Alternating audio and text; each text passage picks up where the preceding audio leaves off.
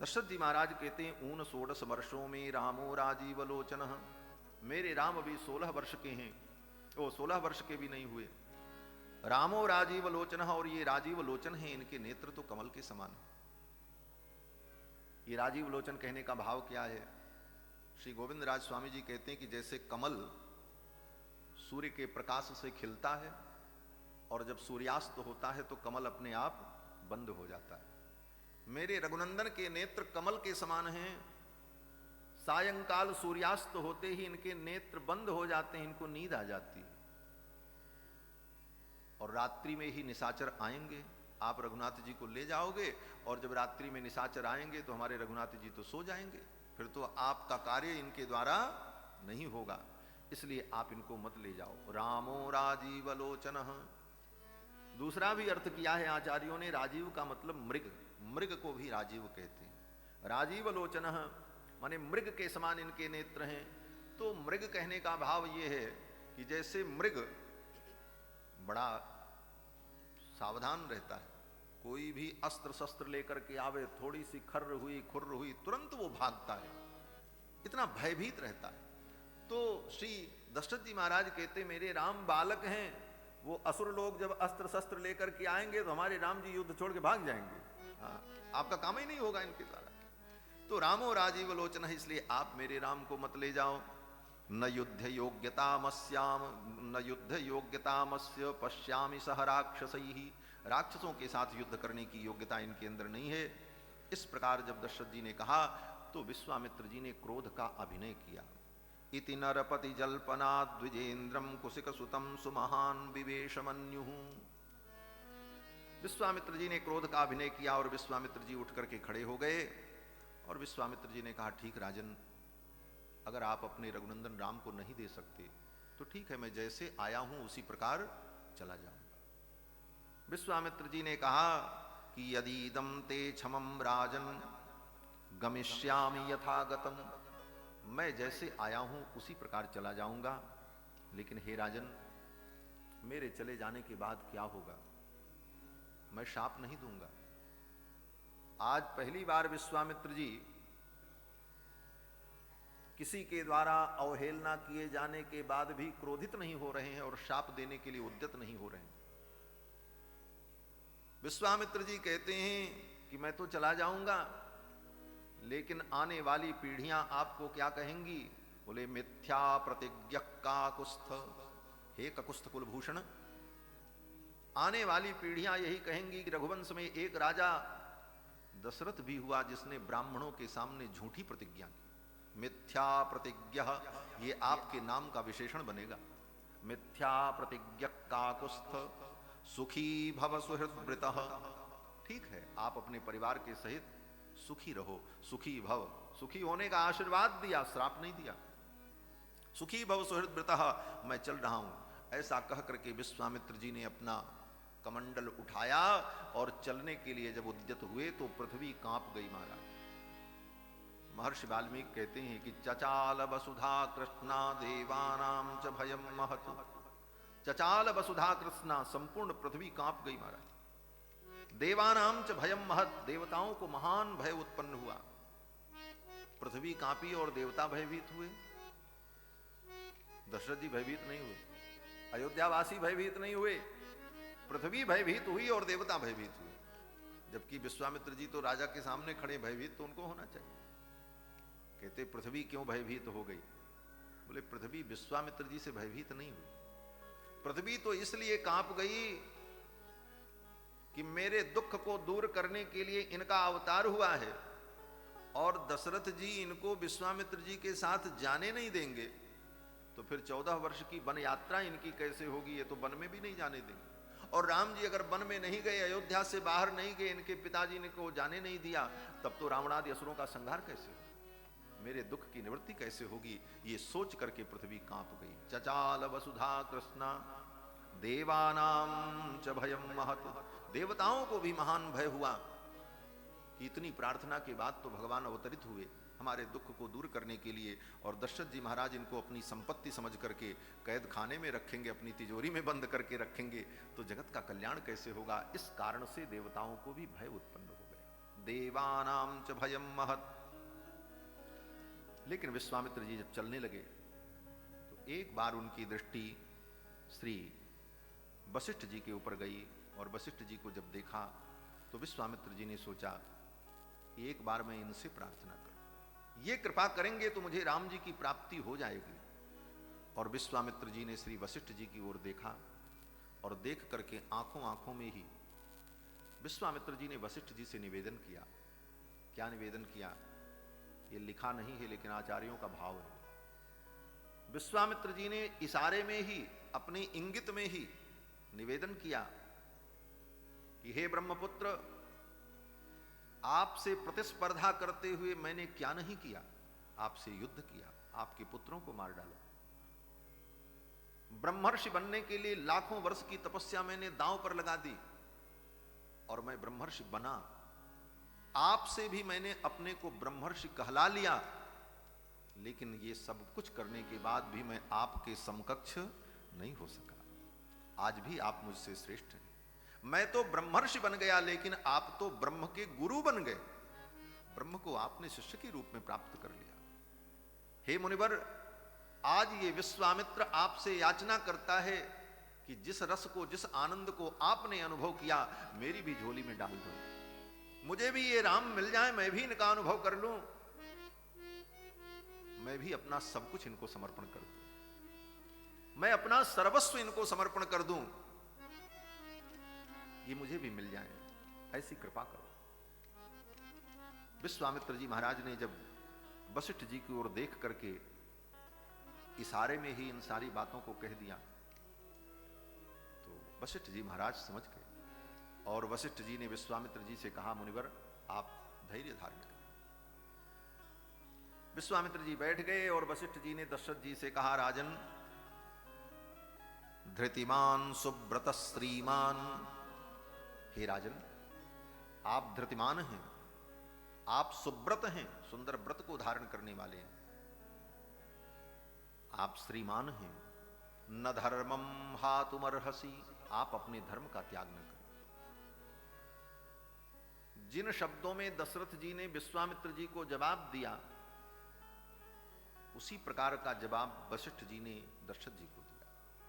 दशरथ जी ने यही कहा, न रामम ने तुमर्हसि, आप मेरे राम को नहीं ले जा सकते। न रामम ने तुमर्हसि, तो वशिष्ठ जी ने दशरथ जी से कहा, न धर्मम हातुमर्हसि, आप धर्म नहीं छोड़ सकते।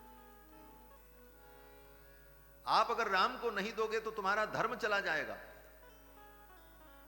दशरथ जी ने कहा, धर्म? बोले हां, तुम्हारा सत्य चला जाएगा, तुम्हारा धर्म चला जाएगा। बोले राम चले जाएंगे तो मेरा प्राण चला जाएगा। तो वशिष्ठ जी ने कहा, राजन, ये राम तुम्हारे पास क्यों है? क्योंकि तुम्हारे जीवन में धर्म है। जिस दिन धर्म चला जाएगा उस दिन राम जी भी तुम्हें छोड़ करके चले जाएंगे। वशिष्ठ जी ने यही कहा कि अगर तुम्हारे जीवन में धर्म नहीं रहेगा तो राम जी भी नहीं रहेंगे, क्योंकि ये धर्म के विग्रह हैं, धर्म की आत्मा है, साक्षात धर्म है।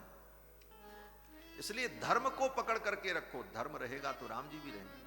गए हुए राम जी भी लौट करके आ जाएंगे, और धर्म तुम्हारे जीवन से चला गया तो राम जी भी तुम्हें छोड़ करके चले जाएंगे। इसलिए हे राजन, न धर्मम हातुमर्हसि, अपने धर्म का त्याग मत करो। इसके बाद भी दशरथ जी महाराज मानने को तैयार नहीं हुए। तब वशिष्ठ जी ने किनारे बुलाया और कहा, राजन, क्या समझते हो, ये विश्वामित्र जी इतने समर्थ होकर उन असुरों के संहार के लिए आपके बेटे को मांगने आए हैं, तो ये याचक हैं? अरे राजन, ये विश्वामित्र है, जो दूसरी सृष्टि कर सकता है, दूसरी सृष्टि करने का सामर्थ्य जिसके अंदर है, वो उन असुरों का संहार नहीं कर सकता। वो असुर उनके सामने कुछ नहीं है। तेसाम निग्रहणे सक्त स्वयं च कुशिकात्मज, कुशिक नंदन विश्वामित्र उन असुरों का संहार करने में स्वयं समर्थ हैं। जो दूसरा इंद्र बना सकता है, अन्यमिंद्रम करिष्यामि, विश्वामित्र जी यही कहते, मैं दूसरा इंद्र बना दूंगा। वो मारीच और सुबाहु को नहीं मार सकते। वशिष्ठ जी कहते हैं वो सब कर सकते हैं,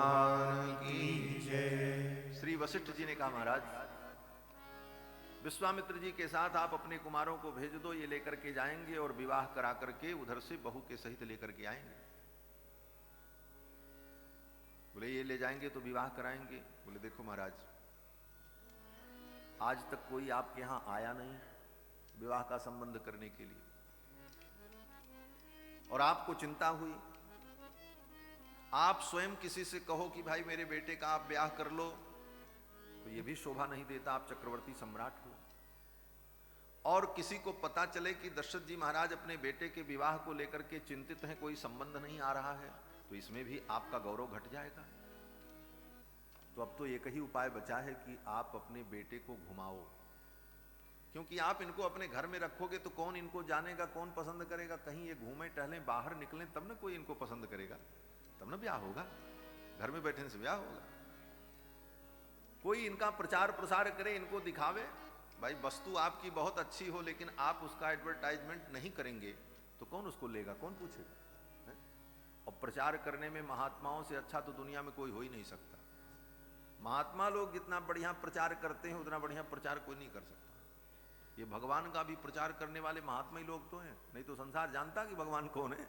भगवान की इतनी महिमा किसने प्रचार किया, महात्माओं ने ही तो किया। भगवान तो अत्यंत सूक्ष्म से सूक्ष्म है, लेकिन उनका प्रचार करके सारे जगत में महात्माओं ने ही फैलाया। तो महात्मा लोग प्रचार करने में बहुत आगे हैं महाराज।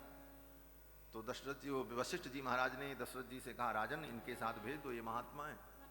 विश्वामित्र जी ये आपके लाला को लेकर के जाएंगे और जहां जहां जाएंगे सब जगह परिचय देंगे, तो कहीं ना कहीं तो बात बन ही जाएगी, तो इनके साथ आप विदा कर दो। तो पूज्य मामा जी कहते थे कि दशरथ जी महाराज के यहाँ कोई वर देखने वाला नहीं आता था, संबंध नहीं आ रहा था, तो क्या करते दशरथ जी, उन्होंने विश्वामित्र जी बाबा के साथ में अपने दोनों कुमारों को घुमाने के लिए भेजा कि ले जाओ, दिखाओ, घुमाओ, कहीं तो कोई पसंद कर ले। वो तो हमारी मिथिला की महिमा है कि मिथिला वालों ने पसंद कर लिया। ऐसा भाव उनका मामा जी का था। विश्वामित्र जी महाराज ने जब कहा कि हम तो आपके पुत्र को ले जाएंगे, आप इन्हें दे दो, इनके द्वारा मेरे असुरों का संहार होगा। वशिष्ठ जी महाराज ने समझाया और दशरथ जी देने को तैयार हो। तब वशिष्ठ बहुविधि समझावा, तब वशिष्ठ बहुविधि समझावा, नृप संदेह नाश कह पावा। तब वशिष्ठ बहुविधि समझावा, नृप संदेह नाश कह पावा। नृप संदेह नाश कह पावा, नृप संदेह नाश कह पावा। एक महात्मा कहते थे, देखो वशिष्ठ जी ने क्या समझाया। बोले तब वशिष्ठ बहुविधि समझावा। सीधा सीधा तो अर्थ यही है कि बहुत प्रकार से समझाया, तब वशिष्ठ बहुविधि समझावा। और एक विलक्षण अर्थ यह भी है कि तब वशिष्ठ बहुविधि समझावा। वशिष्ठ जी ने बहू की विधि समझाई कि बहू घर में कैसे आएगी। बहू लाने की यही विधि है कि इनके साथ भेजो, ये लेकर के जाएं, तब प्रचार करें, तब बहू आ जाएगी, आपकी चिंता दूर हो जाएगी। तब वशिष्ठ बहुविधि समझावा, नृप संदेह नाश कह पावा। दशरथ जी का संदेह दूर हो गया और दशरथ जी तुरंत प्रसन्न हो गए और अपने दोनों कुमारों को बुलाया और विश्वामित्र जी को सौंप दिया। मेरे प्राणनाथ सुत दोऊ, तुम मुनि पिता आन नहीं हो। ये मेरे प्राणनाथ हैं, मैं इनको सौंप रहा हूं, आप ही इनके पिता हो, तुम मुनि पिता। दशरथ जी ने ये नहीं कहा कि आप इनके गुरु, तुम मुनि गुरु, ये नहीं कहा, तुम मुनि पिता। पिता कहने का भाव क्या है। बोले दशरथ जी महाराज सोच रहे हैं अब ये मेरे छोरों का ब्याह कराएंगे तो जल्दी से ये ले जाएं और मेरे बेटों का ब्याह करा दें। लेकर के जाएंगे और वहां ब्याह तय हो गया, कहीं बात बन गई तो ब्याह में तो पिता की भी जरूरत पड़ती, और जब तक मेरे पास सूचना आवे तो कहीं देरी न हो जाए, इसलिए हे महाराज मेरी आवश्यकता पड़े तो आप ही पिता के जगह पर खड़े हो जाना और मेरे छोरों का ब्याह करा देना। तुम मुनि पिता आन नहीं को, आप ही इनके पिता हो। विदा किया महाराज। विश्वामित्र जी ने राम जी से कहा, जाओ बेटा, जाकर के अपनी माताओं को प्रणाम करो और प्रणाम करके जल्दी से आओ। विश्वामित्र जी सोचते हैं कितना जल्दी यहां से निकल ले। बोले क्यों। बोले बड़े मुश्किल से तो बात बनी है, राजा की मति अगर कहीं बदल गई तो बना बनाया काम बिगड़ जाएगा, इसलिए कितना जल्दी यहां से निकल चले। विश्वामित्र जी ने कहा जाओ जाकर के माताओं को प्रणाम करो। ठाकुर जी गए माताओं को प्रणाम करने के लिए। गोस्वामी जी महाराज कहते हैं जननी भवन गए प्रभु और चले नाई पद शीश। जननी भवन गए प्रभु और चले नाई पद शीश, प्रणाम किया और तुरंत चल पड़े। माताओं ने एक बार भी नहीं पूछा बेटा कहां जा रहे हो, एक बार भी माताओं ने मना नहीं किया। माताओं ने तो जल्दी से विदा कर दिया, बोले बेटा जल्दी जाओ, क्यों परेशान हुए, यहां तक आए, वहीं से मानसिक प्रणाम कर लेते चले जाते। क्यों? बोले माताओं को पहले से मालूम है कि विश्वामित्र जी आएंगे और छोरों को ले जाएंगे तो उधर से ब्याह करा करके बहू के सहित लेकर के आएंगे, इसलिए माताओं को तो पहले से मालूम है। और माता जी को कैसे पहले से मालूम है? बोले राम जी जब बालक थे ना, तो एक दिन भगवान शंकर अयोध्या में ज्योतिषी बनकर के आए थे। ज्योतिषी बनकर के भगवान शंकर आए राम जी का दर्शन करने के लिए। कभी ज्योतिषी बने, कभी जोगी बन जाए, कभी मदारी बन जाए, कभी कुछ बन जाए। बोले बाबा भिन्न भिन्न रूपों में आकर के भगवान की बाल लीला का अनुभव करते। एक दिन भगवान ज्योतिषी बनकर के आए। गोस्वामी तुलसीदास जी लिखते हैं कि अवध आज आगम एक आयो, ज्योतिषी बनकर के आए। अवध आज आगम एक आयो, अवध आज आगमी एक आयो, अवध आज आगमी एक आयो, करतल निरख कहत सब गुण गण, करतल निरख कहत सब गुण गण, बहुतन परिचो पायो, बहुतन परिचो पायो, अवध आज आगमी एक आयो, अवध आज आगमी एक आयो, अवध आज आगमी एक आयो। ज्योतिषी बनकर के आए भगवान शंकर। बोले इसी बहाने राम जी का दर्शन हो जाए। और अयोध्या की गलियों में घूम घूम करके सबका हाथ देखने लगे। करतल निरख कहत सब गुणगण। थोड़ी ही देर में पूरी अयोध्या में चर्चा का विषय बन गया, महाराज एक बड़े अच्छे ज्योतिषी आए हैं, हाथ देखते ही भूत भविष्य वर्तमान सब बता देते हैं। अब तो लोगों की भीड़ दौड़ पड़ी, कौन ज्योतिषी है महाराज? ये ज्योतिष विद्या भी बड़ी विलक्षण है। और विद्या के द्वारा आपको सम्मान मिले न मिले, लेकिन ज्योतिष विद्या ऐसी है जो नास्तिकों को भी प्रभावित कर देती है।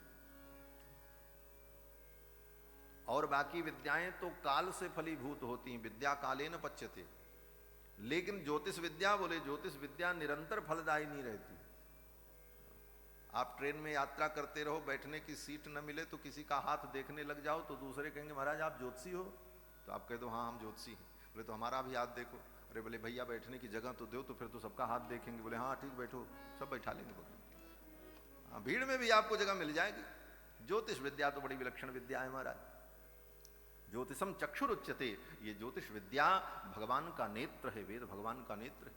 भगवान शंकर ज्योतिषी बन करके आए और गली में घूम घूम करके हाथ देख करके भूत भविष्य बताने लगे। ये समाचार महल में पहुंचा तो महारानी कौशल्या को भी उत्सुकता हुई, ऐसे ज्योतिषी जी को मैं बुलाऊं। महल में बुलाया। बोले बाबा तो चाहते थे कि यही हो, हमको बुलावा आवे, तो इसीलिए आए ही थे। महल में पहुंचे, भीतर महारानी ने सुंदर आसन दिया, पूजन किया, भोजन कराया, प्रसाद पवाया और फिर कहा महाराज मेरे बालक के हाथ को देख करके आप कुछ भविष्य वर्णन करो। तो भोले बाबा ने वर्णन किया। पहले तो भूतकाल की घटना बताई। ज्योतिषियों का यही काम होता है, पहले भूतकाल की बात बताते हैं। और भूतकाल की बात अगर सही ठहर गई, सत्य निकल गई, तो सामने वाले व्यक्ति को विश्वास हो जाता है कि महाराज ये तो सही बता रहे हैं। फिर तो चाहे भविष्य गलत ही बताओ तो मान लेगा, क्योंकि भविष्य तो भविष्य में होने वाला है। तो भोले बाबा ने भी पहले भूतकाल की घटना बताई। जन्म प्रसंग कहो, जन्म का प्रसंग बताया कि कब प्रकट हुए, कैसे प्रकट हुए। जन्म प्रसंग कहो कौशिक मिश्र। जन्म प्रसंग कहो कौशिक मिश्र, जन्म प्रसंग कहो कौशिक मिश्र, सिय स्वयं वर गायो,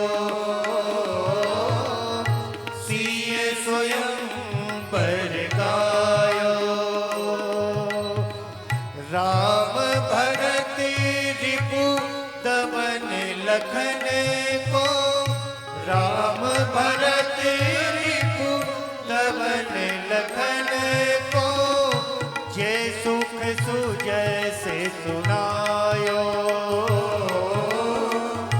जे सुख सुजय से सुनायो अवध राज आगमी इक आयो अवध राज आगमी इक आयो अवध राज आगमी। सब प्रसंग बताया, आगे ये भी बताया कौशिक सुत जन्म प्रसंग कहो कौशिक सीय स्वयंवर गाय। विश्वामित्र जी का आगमन ज्योतिषी जी ने बताया कि जब ये 12 वर्ष के होंगे तो विश्वामित्र नाम के एक मुनि आएंगे और फिर वो इनको लेकर के जाएंगे और जनकपुर में इनका विवाह होगा। महारानी कौशल्या ने कहा उसके बाद क्या होगा, आगे का भविष्य। तो भगवान शंकर ने सोचा आगे की बात तो बताने लायक नहीं है क्योंकि वनवास होना, अगर वनवास की बात मैं कहूंगा तो महारानी नाराज हो जाएंगी और मुझे भगा देंगी, भाग जा पंडित कैसी बातें करता है, मेरे लाला को वनवास क्यों होगा, मेरा लाला तो चक्रवर्ती सम्राट का पुत्र है। मां को अच्छा नहीं लगेगा, इसलिए श्री भगवान शंकर ने आगे की बात नहीं बताई। तो ये घटना माताओं को मालूम है पहले से कि विश्वामित्र जी आएंगे और लेकर के जाएंगे तो छोरों का ब्याह करा देंगे, इसलिए माताओं ने रोका नहीं, माताओं ने तुरंत विदा कर दिया। जननी भवन गए प्रभु चले नाई पद शीश। विश्वामित्र जी महाराज भगवान को लेकर के चल पड़े। गोस्वामी जी महाराज कहते हैं श्याम गौर सुंदर दो भाई विश्वामित्र महानिधि पाई। मानो विश्वामित्र जी को महान निधि मिल गई, महान संपत्ति प्राप्त हो गई। अब तो श्री विश्वामित्र जी महाराज भगवान को लेकर के अयोध्या से चलते हैं, साथ में श्री लक्ष्मण जी महाराज, राम लक्ष्मण दोनों भाइयों को लेकर के विश्वामित्र जी महाराज जब चले तो अर्ध्यर्ध्य योजनम गत्वा सरज्वा दक्षिणे तटे रामेति मधुराम वाणीम विश्वामित्रोऽभ्यभाषत। सरयू जी के किनारे किनारे पैदल श्री विश्वामित्र जी राम लक्ष्मण को लेकर के चलते। थोड़ी दूर अयोध्या से आगे चले तो विश्वामित्र जी के मन में भाव आया कि भगवान तो हमको मिल गए, लेकिन भगवान से अभी मेरा कोई संबंध दृढ़ नहीं हुआ, इनको मैं अपना क्या बनाऊं, क्योंकि भगवान से जब तक संबंध दृढ़ न हो तब तक प्रेम टिकता नहीं। संबंध का मतलब होता है समान बंध। जैसे नदी के दो तटबंध होते हैं और दोनों समान होते हैं, एक छोटा एक बड़ा हो तो पानी जिधर छोटा उधर निकल जाएगा, दोनों बराबर हो तब धारा ठीक बहती। समबंध। उसी तरह जीवन में प्रेम की धारा चले तो उस प्रेम की धारा के लिए जो संबंध है वो संबंध बराबर हो, दृढ़ हो। बिना संबंध के प्रेम बिखर जाता है। जलधारा बहुत अच्छी हो लेकिन उसके तटबंध न हो तो जल इधर उधर बिखर करके समाप्त हो जाएगा, वो धारा आगे नहीं चल पाएगी। उसी प्रकार प्रेम की धारा में संबंध की दृढ़ता। तो भगवान से हम प्रेम करते हैं तो वहां भी संबंध हो, बिना संबंध के प्रेम पुष्ट नहीं होता। तो भगवान से हमारा क्या संबंध हो? तो भक्त तो कहते हैं कि तो हिमो ही नाते अनेक मानिए जो भगवान से सारे संबंध हैं। अब जो संबंध हमें प्रिय लगे उस संबंध का हम चिंतन करके भगवान की उपासना करें। जो उपासना हमें प्रिय हो, भगवान तो कहते हैं हमको सब स्वीकार है। पिता तु रक्षक शेषी भर्ता गेयो रमापति स्वाम्याधारो ममात्मा च भोक्ता चेति मनुदितः। भगवान से सब प्रकार के जीव के संबंध है। पिता पुत्र संबंध, रक्षक रक्ष संबंध, शेष शेषी संबंध, भर्तृभार्या संबंध, ज्ञाता ज्ञेय संबंध, स्वाम्याधारो ममात्मा च स्वामी सेवक संबंध, आत्मा शरीर संबंध, ये सब संबंध है जीव का परमात्मा से। तो जो संबंध अपने को प्रिय लगे उस संबंध से भगवान की उपासना करें। कोई संबंध हम दृढ़ करें भगवान से। इसीलिए भक्तों ने संबंध से ही भाव की उपासना की। कोई ठाकुर जी को अपना सखा मानता है, कोई ठाकुर जी को अपना बेटा मानता है, कोई ठाकुर जी को अपना पिता मानता है। जो आपको प्रिय लगे वो संबंध, उस संबंध से जब आप उपासना करोगे तभी वो उपासना दृढ़ होगी। तो विश्वामित्र जी ने सोचा भगवान को मैं अपना क्या बनाऊं, इनको मैं अपना बाप बनाऊं। बोले ये तो बाप बनने लायक नहीं है। तो क्यों? बोले ये 12 वर्ष के और हम हजारों वर्ष के वृद्ध, इनको मैं बाप कैसे बनाऊं? बोले तो इनको बेटा बना लूं। विश्वामित्र जी ने सोचा ये बेटा बनाने लायक भी नहीं। बोले क्यों? बोले तो ये तो ऑलरेडी दशरथ जी के बेटा बने हुए हैं अभी तो लीला में, इसलिए इनको बेटा भी बनाना चाहिए। इनको मैं गुरु बनाऊं। बोले गुरु भी नहीं हो सकते, क्योंकि ये क्षत्रिय कुल में उत्पन्न है और मैं ब्राह्मण हूं, ये मेरे गुरु भी नहीं हो सकते। तब बोले तब एक ही संबंध बचा है, मैं इनको अपना चेला बना लूं, मैं इनका गुरु बन जाऊं। विश्वामित्र जी ने सोचा यही संबंध सबसे अच्छा संबंध होगा। और तुरंत विश्वामित्र जी ने राम जी से कहा राम जाओ सरयू जी में जाकर के आचमन करके आओ। सरयू जी के किनारे किनारे ही चल रहे। विश्वामित्र जी ने सोचा इनको चेला बना ले। ये महात्मा लोग चेला बनाने में बड़े तेज होते हैं। हाँ, कोई बढ़िया आदमी मिले तो चेला बनाओ इसको। और सच्ची बात बतावें, ठाकुर जी को अगर चेला बना लो तो इससे बढ़िया चेला तो दुनिया में कोई मिल ही नहीं सकता। सारे काम बन जाएंगे महाराज, दुनिया के किसी चेला की जरूरत नहीं। ठाकुर जी कहते कुछ तो बनाओ मुझे।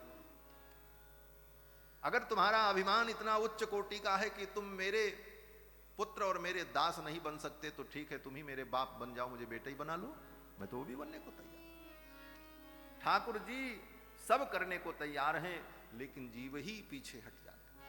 भगवान को तो सब स्वीकार। विश्वामित्र जी ने कहा कि विश्वामित्र जी ने सोचा मैं इनको अपना चेला बना लूं।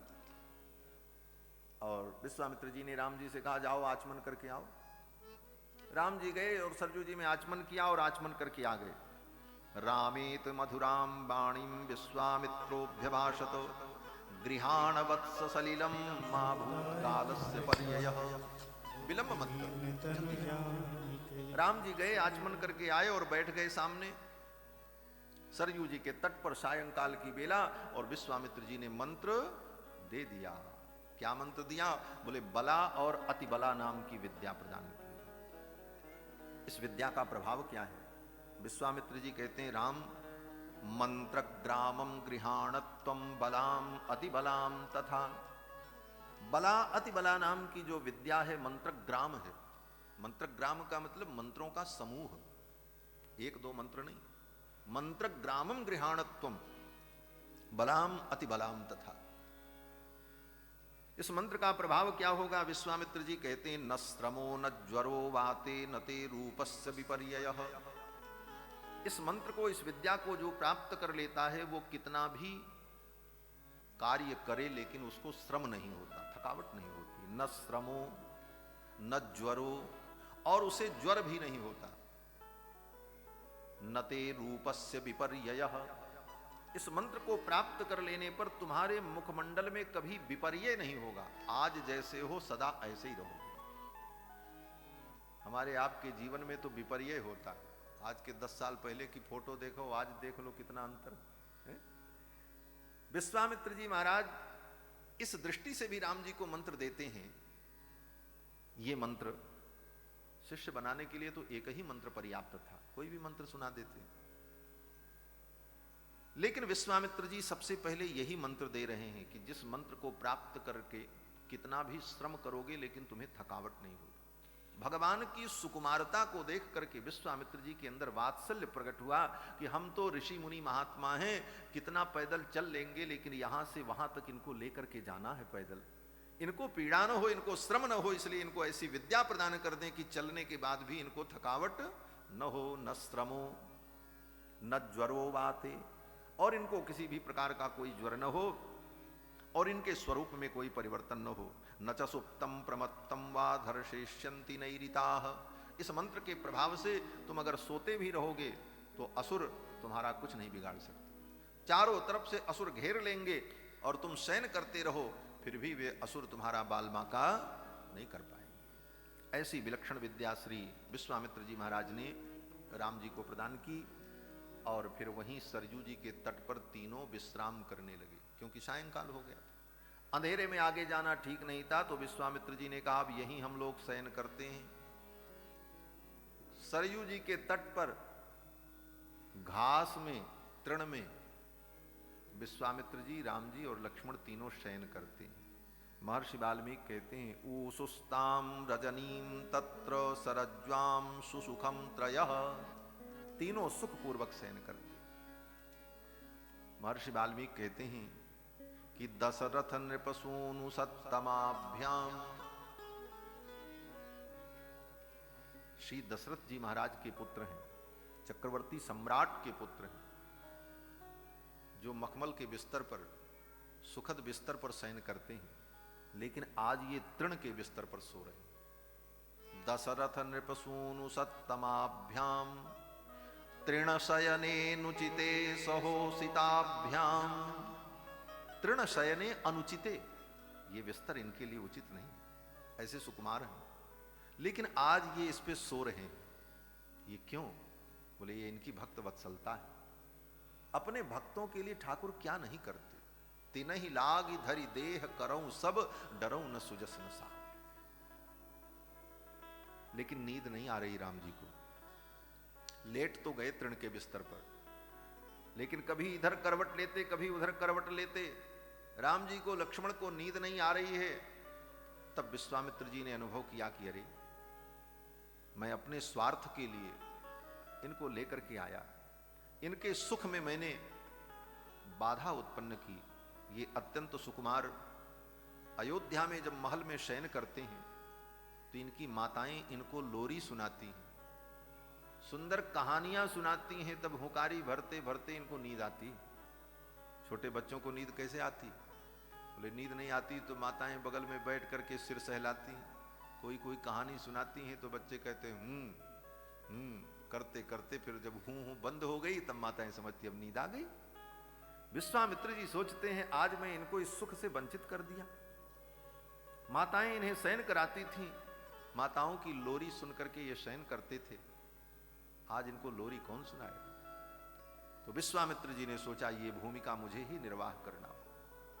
और फिर विश्वामित्र जी ने भगवान को बड़ी सुंदर सुंदर कथा सुनाई।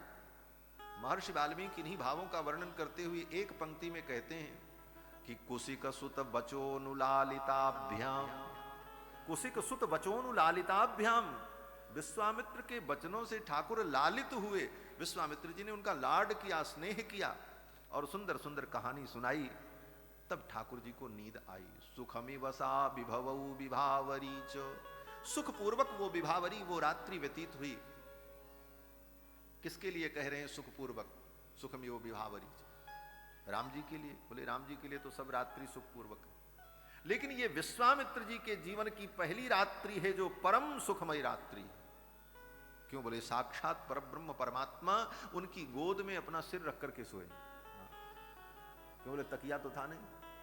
विश्वामित्र जी ने सोचा इनको नींद कैसे आएगी, बिस्तर भी अनुचित है, तकिया भी नहीं। तो विश्वामित्र जी ने एक तरफ से राम जी को, एक तरफ से लक्ष्मण को अपने जंघे पर लेटा लिया, सिर रख लिया इस पर, और दोनों का लाड करते रहे और सुंदर सुंदर कहानी सुनाते रहे। कुशिक सुत बचोनुलालिताभ्याम, और विश्वामित्र जी को परम सुख कांड। ऐसा सुख विश्वामित्र जी को जीवन में कभी नहीं मिला। इसलिए महर्षि वाल्मीकि कहते हैं सुखमिव सा विभवऊ विभावरी च, वो रात्रि सुख पूर्वक व्यतीत। रात बीत गई, राम जी सोए, लक्ष्मण जी सोए, विश्वामित्र जी ने तो केवल एक आध बार झपकी ली। रात भर वो केवल भगवान के गुणों का चिंतन ही करते रहे। प्रातः काल हो गया, सूर्योदय हो गया, राम जी की नींद नहीं खुली। राम जी तो और खर्राटे ले रहे महाराज। सूर्योदय हो गया और राम जी नहीं उठे, ये तो बड़े आश्चर्य की बात है। राम जी तो प्रातः काल उठने वाले हैं। प्रातः काल उठ के रघुनाथा मातु पिता गुरु नाम ही माथा था, और आज सूर्योदय हो गया, राम जी उठे नहीं। विश्वामित्र जी ने सोचा अब उठेंगे, अब उठेंगे। काहे को राम जी उठे? राम जी तो सो रहे हैं। अंत में विश्वामित्र जी ने देखा अब मुझे जाना ही पड़ेगा, तब ये उठेंगे। ये निरा बालक ही है। अब कहते हैं कि भगवान क्यों सोते रह गए, भगवान को उठ जाना चाहिए था, इनकी दिनचर्या तो बड़ी व्यवस्थित है, ब्रह्म मुहूर्त में उठते, लेकिन आज ये सो रहे हैं क्यों? बोले राम जी ने सोचा कि जब गुरु जी आए थे विश्वामित्र जी, तो मेरे पिताजी ने कहा था कि मेरे राम राजीव लोचन है, रामो राजीव लोचन, सूर्यास्त होते ही सो जाते हैं और सूर्योदय तक सोते रहते हैं। तो आज सूर्योदय तक सो लेते हैं, नहीं तो मेरे पिताजी की बात झूठी हो जाएगी, विश्वामित्र जी कहेंगे राजा दशरथ झूठ बोलते थे, तो मेरे पिता के वचन व्यर्थ न हो, इसलिए चलो आज सो लेते हैं। इसलिए राम जी सोते रहे। जब सवेरा हो गया, सूर्योदय हो गया, तब विश्वामित्र जी ने जगाया। प्रभातायाम तु सर्वर्याम विश्वामित्रो महामुनि। प्रभात काल में विश्वामित्र महामुनि ने अभ्यभासत काकुस्थौ शयानौ पर्ण संस्तरे, पत्ते के बिस्तर पर शयन करते हुए भगवान श्री राम और कुमार लक्ष्मण को विश्वामित्र जी जगाते। और जगाते समय उन्होंने कौन सा मंत्र पढ़ा? बोले कौशल्या सुप्रजा राम पूर्वा संध्या प्रवर्तते, उत्तिष्ठ नरसार्दूल कर्तव्यम दैवमान्निकम।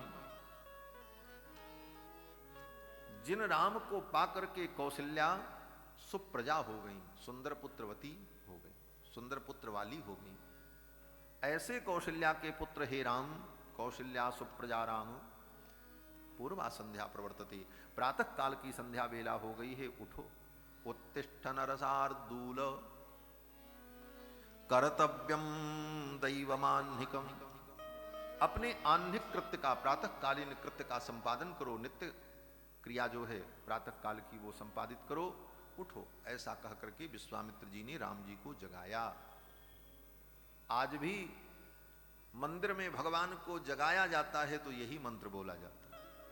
हमारे श्री वैष्णव परंपरा में कहीं भी किसी मंदिर में, चाहे राधा कृष्ण भगवान का मंदिर हो, चाहे विष्णु भगवान का मंदिर हो, चाहे राम जी का मंदिर हो, चाहे नरसिंह भगवान का, मंत्र यही है कौशल्या सुप्रजा राम पूर्वा संध्या प्रवर्तते, उत्तिष्ठ नरसार्दूल कर्तव्यम दैवमान्निकम, उत्तिष्ठोत्तिष्ठ गोविंद उत्तिष्ठ गरुणध्वज उत्तिष्ठ कमलाकांत त्रैलोक्यम मंगलम। श्री विश्वामित्र जी ने भगवान को जब जगाया तो भगवान उठ गए।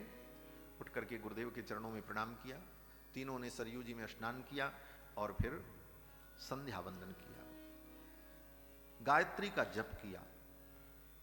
महर्षि वाल्मीकि कहते हैं स्नात्वा कृतोदकौ वीरौ जेपतुः परमं जपम, स्नान करके संध्या वंदन करके जेपतुः परमं जपम, परम जप जो गायत्री मंत्र है उसका जप किया, संध्या वंदन किया।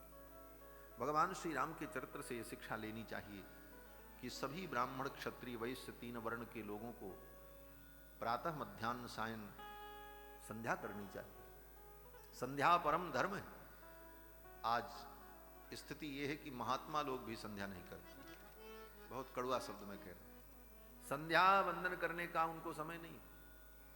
महाराज संध्या वंदन बहुत आवश्यक है। जहां कहीं राम जी की दिनचर्या का वर्णन सुनो तो देखो राम जी संध्या करते, जेपतु परमम जपम।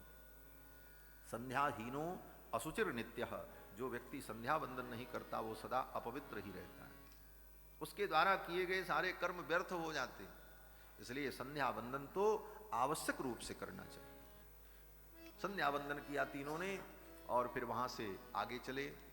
आगे जब चले तो सरयू जी के किनारे किनारे वहां पहुंचे जहां सरयू जी का गंगा नदी से संगम होता है। दोनों जल आपस में मिल रहे थे।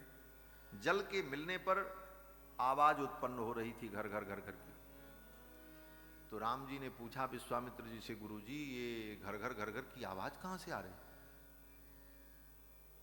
तो विश्वामित्र जी ने कहा राम, यहां पर सरयू और गंगा दो नदियों का मिलन हो रहा है। तो राम जी ने कहा ये सरयू क्या है? अब 12 वर्ष के राम जी जो रोज अयोध्या में सरयू में स्नान करते हैं, अब वो विश्वामित्र जी से पूछ रहे हैं ये सरयू क्या है? उनको सरयू के विषय में नहीं मालूम। जबकि सरयू में रोज भगवान स्नान करते हैं, खेलते हैं,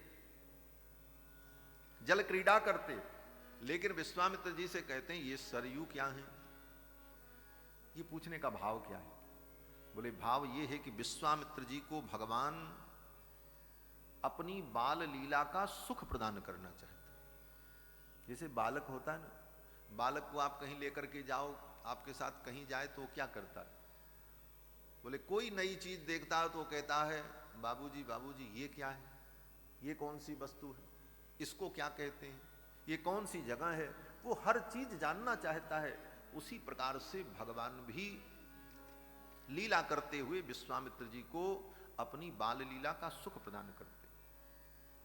महर्षि श्री गोस्वामी जी महाराज तो ऐसा वर्णन करते हैं कि राम जी जब अयोध्या से चले विश्वामित्र जी के साथ, तो रास्ते में कोई तालाब अगर दिखाई पड़ जाए और उस तालाब में कमल पुष्प खिले हों, तो विश्वामित्र जी को छोड़ करके राम जी भागते भागते चले जाएं और जाकर के पानी में घुस के कमल फूल तोड़ने लग जाएं। पैठत सरनी सिलनी चढ़ चितवनी, कोई ऊंचा टीला, कोई बहुत बड़ा ऊंचा स्थान, कोई पत्थर की शिला दिखाई पड़ जाए तो राम जी दौड़े दौड़े उस पर चढ़ जाएं और चढ़ करके खड़े होकर के वहां का नजारा देखने लग जाएं, जैसे बच्चे करते। पैठनी पैठत सरनी सिलनी चढ़ चितवनी, जहां तहां बन रुचिराई, वन की रुचिरता देखने लगते। सरोवर में घुस करके कमल फूल तोड़ने लग जाएं तो विश्वामित्र जी दौड़ते, अरे राम रुको रुको, आगे मत जाना, पानी गहरा होगा। किसी प्रकार बुलाते। सादर सभय सप्रेम पुलक मुनि, पुनि पुनि ले बुलाई। विश्वामित्र जी भय खाते, ये पानी में घुस जाते, कहीं चढ़ जाते, पत्थर की शिला पर चढ़ जाते, कहीं पैर फिसल गया, इनको चोट लग गई तो क्या होगा। तो बार बार पकड़ पकड़ करके लाते हैं विश्वामित्र जी।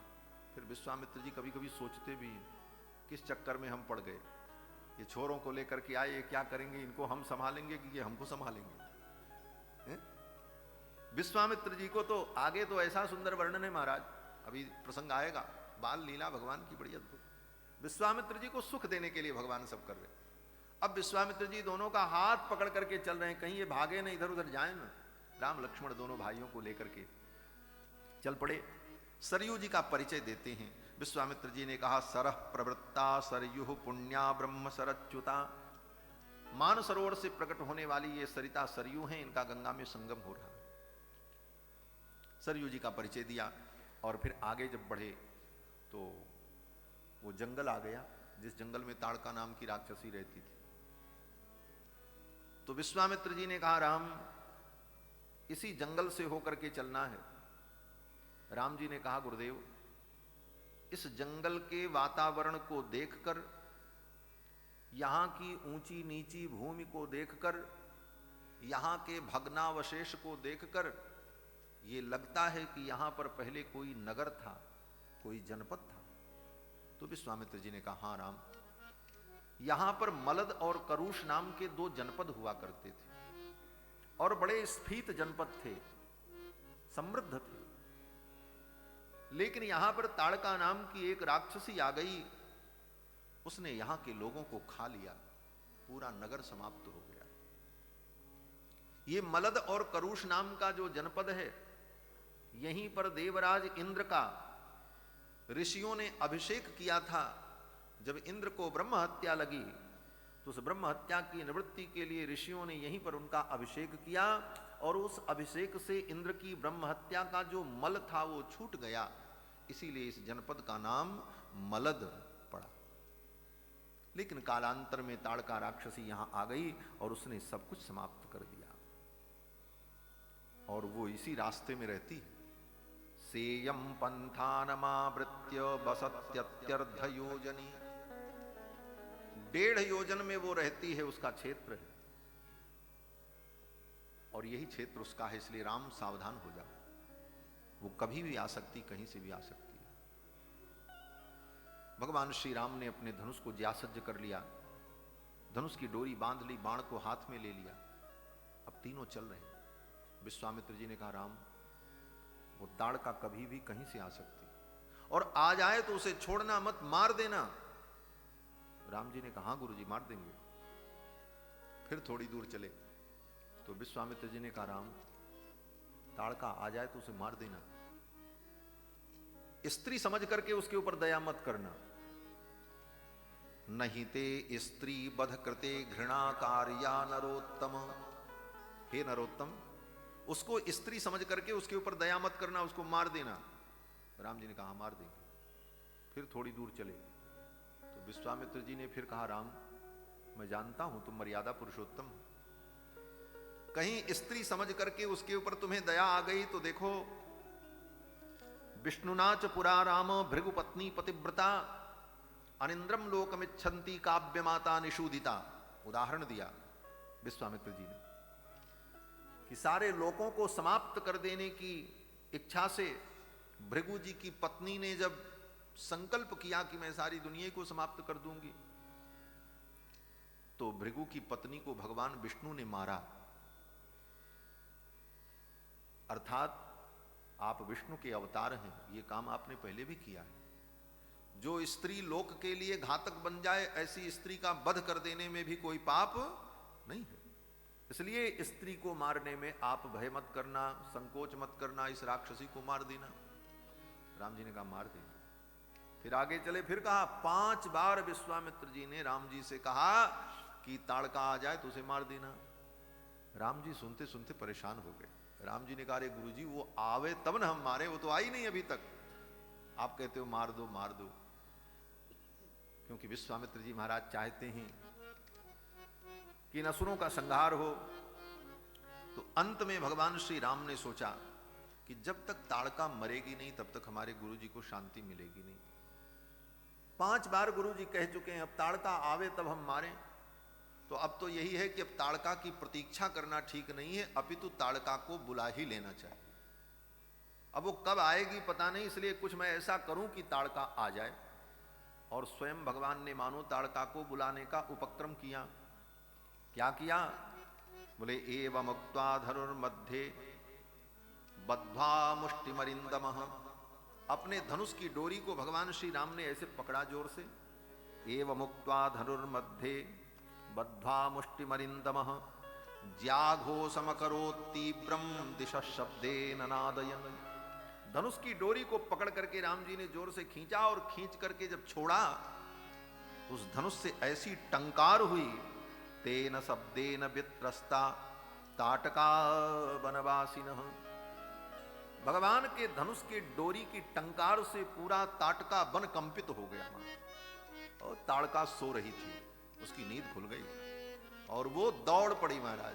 चले जाते मुनि दीन दिखाई, चले जाते मुनि दीन दिखाई, सुन ताड़का क्रोध कर धाई, सुन ताड़का क्रोध कर धाई, सुन ताड़का क्रोध कर धाई। चले जात मुनि दीन दिखाई, सुन ताड़का क्रोध कर धाई।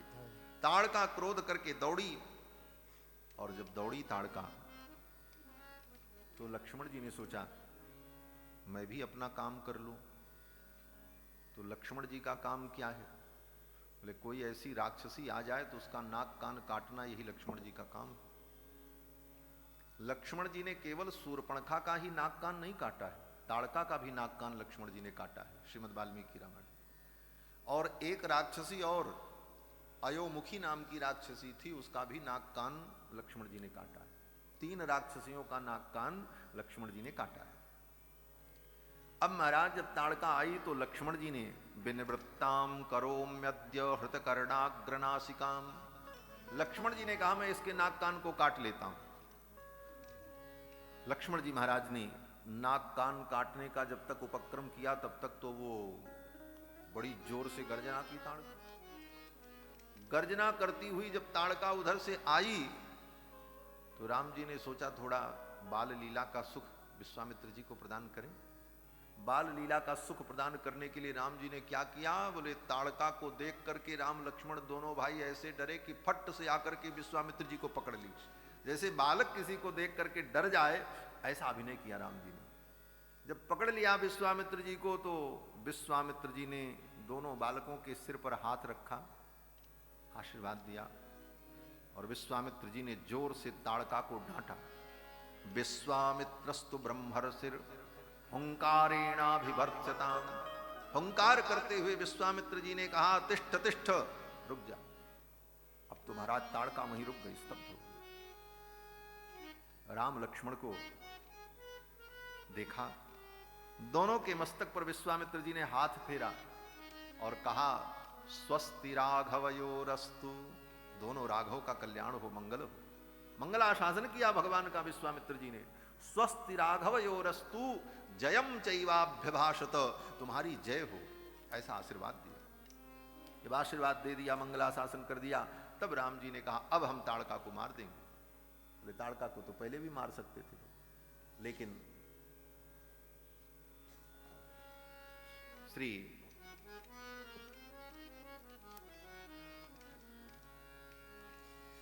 जय सीताराम, जय सीताराम, जय सीताराम, जय सीताराम, जय सीताराम, जय सीताराम, जय सीताराम, जय सीताराम, जय सीताराम, जय सीताराम, जय सीताराम, जय सीताराम, ओ जय सीताराम, जय सीताराम, जय सीताराम, जय सीताराम, ओ जय सीताराम, जय सीताराम, जय सीताराम, जय सीताराम।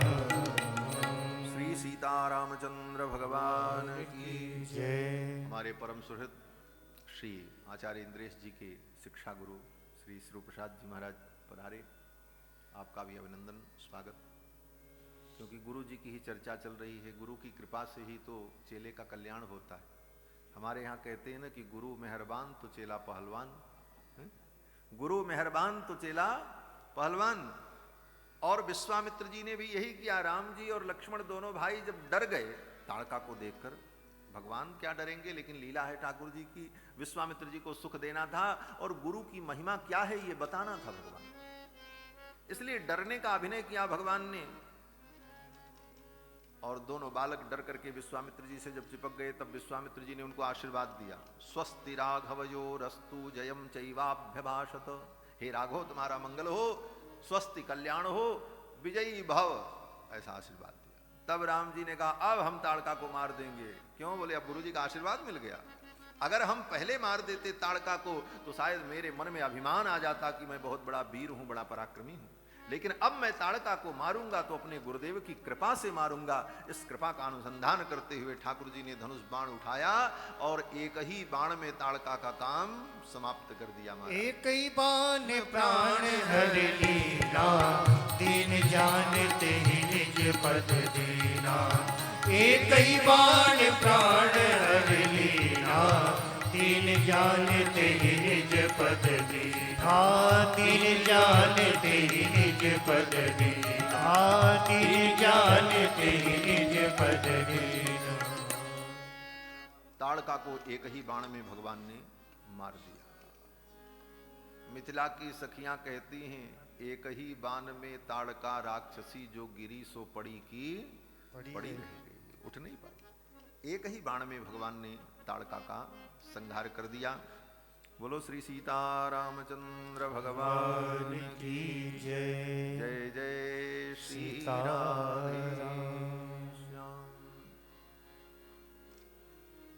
श्री वृंदावन के सुप्रसिद्ध कथा उद्गाता श्री देवकी नंदन ठाकुर जी महाराज सस्नेह पधारे, आपका भी स्वागत और मंगल। बोलो श्री सीतारामचंद्र भगवान की जय। जय जय श्री राधे श्याम। जय जय श्री रामचंद्र अवध के दुलारे, जय जय श्री रामचंद्र अवध के दुलारे, जय जय श्री रामचंद्र अवध के दुलारे, जय जय श्री रामचंद्र अवध के दुलारे। अवध के दुलारे कौशल्या जी के प्यारे, अवध के दुलारे कौशल्या जी के प्यारे, अवध के दुलारे कौशल्या जी के प्यारे, अवध के दुलारे कौशल्या जी के प्यारे, अवध के दुलारे श्री दशरथ जी के प्यारे, अवध के दुलारे श्री दशरथ जी के प्यारे। जय जय श्री रामचंद्र अवध के दुलारे, जय जय श्री रामचंद्र अवध के दुलारे, जय जय श्री रामचंद्र अवध के दुलारे, जय श्री रामचंद्र अवध के दुलारे, अवध श्री रामचंद्र अवध के दुलारे, अवध के दुलारे कौशल्या जी के प्यारे, अवध के दुलारे कौशल्या जी के प्यारे, अवध के दुलारे कौशल्या जी के प्यारे, अवध के दुलारे कौशल्या जी के प्यारे, अवध के दुलारे कौशल्या जी के प्यारे, अवध के दुलारे कौशल्या जी के प्यारे। जय जय श्री रामचंद्र अवध के दुलारे, जय जय श्री रामचंद्र अवध के दुलारे, जय जय श्री रामचंद्र अवध के दुलारे, जय जय श्री रामचंद्र अवध के दुलारे, अवध के दुलारे, अवध के दुलारे, अवध के दुलारे, अवध के